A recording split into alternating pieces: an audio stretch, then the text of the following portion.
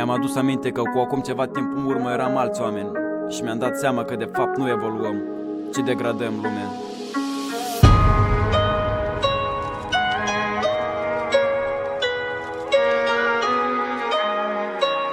This is Majestic.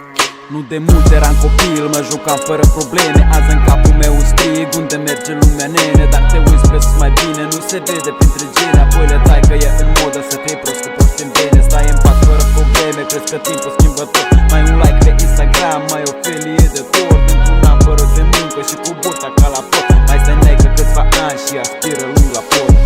Yo, progresul este imposibil fără schimbare, iar cei care nu-și pot schimba mentalitatea, de fapt, nu pot schimba nimic.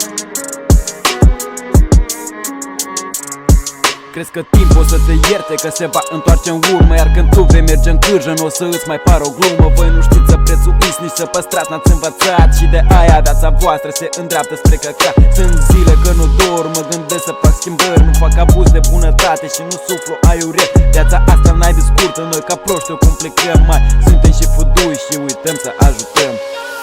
Îți zic, viața este o tragedie pentru că îmbătrânim prea repede și devenim înțelepți prea târziu. This is Majestic.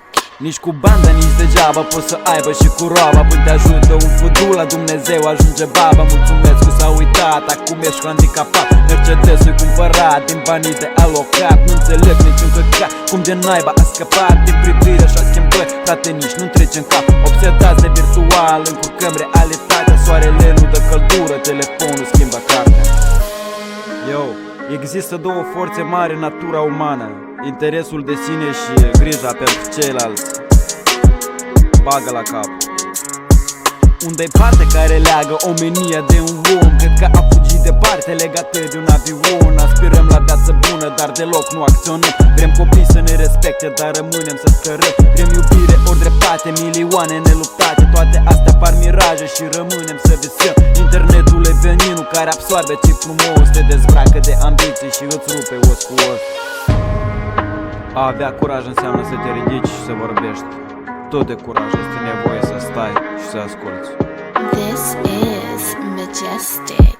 Te anină de plăcere și te ia sub mari iluzii, iar atunci când deschizi ochii te alergi cu mari confuzii. Ce frumos se ia ușor, asta este ironie. Se topește ca un fluc, o zboară ca păpădie. E purtată peste lume în prăpastia cea mare și când nu-ți găsește locul din prăpastie răsare ca Phoenix. Yo,